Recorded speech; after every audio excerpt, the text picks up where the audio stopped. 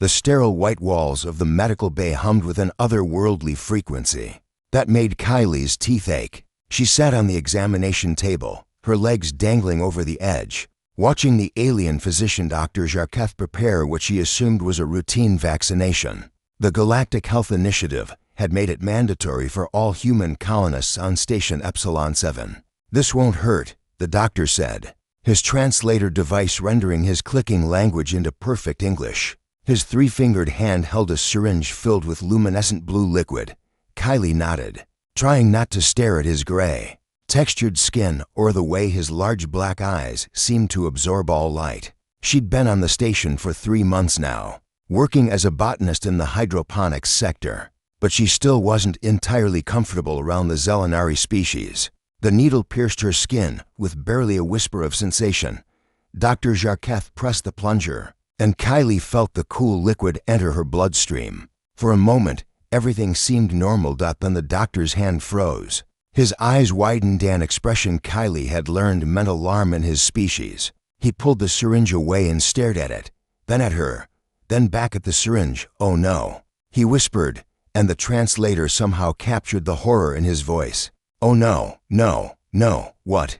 Kylie asked, feeling the first tendrils of panic curl around her heart. "What's wrong?" Dr. Jarketh backed away from her, his breathing apparatus flaring rapidly. He grabbed a data pad from the counter with trembling fingers, his eyes scanning it frantically. The humming in the room seemed to grow louder. Or perhaps that was just the blood rushing in Kylie's ears. I gave you the wrong injection," he said, his voice barely audible. "Okay, but that's fixable, right?" Kylie said, trying to keep calm. "You can give me an antidote or something?" The doctor moved closer, leaning in until his face was inches from hers. When he spoke, his whisper was filled with something that sounded like awe and terror combined. Humans were never meant to survive this. Kylie's heart hammered against her ribs. "What did you give me?" "The catalyst," Dr. Jarketh said, still staring at her as if she were about to explode. "It's a compound we use for advanced genetic reconfiguration in Zelenari patients. It rewrites DNA at the molecular level, activating dormant evolutionary pathways that took my species millions of years to develop." "And what does it do to humans?" Kylie demanded, her voice rising.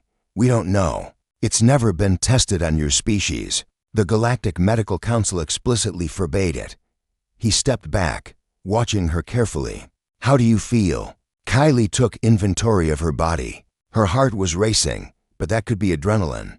There was a strange warmth spreading from her arm throughout her chest, like sunlight flowing through her veins. "I feel warm, tingly. The catalyst works quickly," Dr. Jarketh said, his fingers flying over his data pad. "In Zelenari, it takes approximately 47 minutes to complete the initial restructuring. After that, the changes become permanent." "What kind of changes?" Before he could answer, the door to the medical bay slid open, and William rushed in. Kylie's friend and fellow colonist had clearly been summoned by the doctor's emergency alert. His brown hair was disheveled, and concern etched deep lines across his forehead. "Kylie, what's happening?" The alert said there was a medical emergency. He stopped short when he saw her face. "You're glowing." Kylie looked down at her hands. He was right. A faint blue luminescence emanated from her skin, pulsing in rhythm with her heartbeat. The same color as the injection. She received the catalyst by mistake. Dr. Jarketh explained to William, "I must contact the Galactic Medical Council immediately. They may have protocols. How long do I have?" Kylie interrupted. The doctor's silence was answer enough. William crossed the room in 3 strides and took Kylie's glowing hands in his. "We'll figure this out," he said firmly. "You're the smartest person I know. If anyone can survive this, it's you." Kylie wanted to believe him, but the fear in Dr. Jarketh's eyes told a different story. The warmth in her veins was intensifying, and now she could feel something else, a strange awareness, as if her consciousness was expanding beyond the confines of her skull.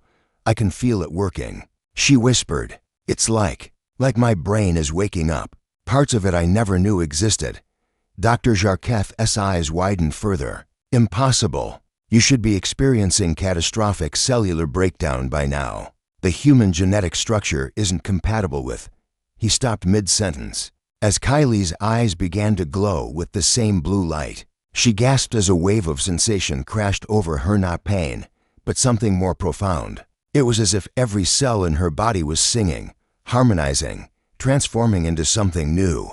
Kylie. William gripped her hands tighter. Stay with me. But Kylie was far away now, lost in the cascade of changes rippling through her biology. She could feel her DNA unraveling and rewriting itself, activating sequences that had lain dormant since humanity's ancestors crawled from the primordial oceans.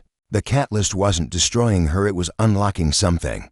Through the haze of transformation, she heard Dr. Jarketh's astonished voice. Her vitals are stabilizing. This shouldn't be possible. Time lost meaning. Seconds or hours might have passed before the glow finally began to fade, and Kylie's consciousness settled back into her body. She opened her eyes and the world looked different, sharper, more dimensional. She could see wavelengths of light that hadn't existed before, could sense the electromagnetic fields around every piece of equipment in the room. Kylie? William's voice was gentle.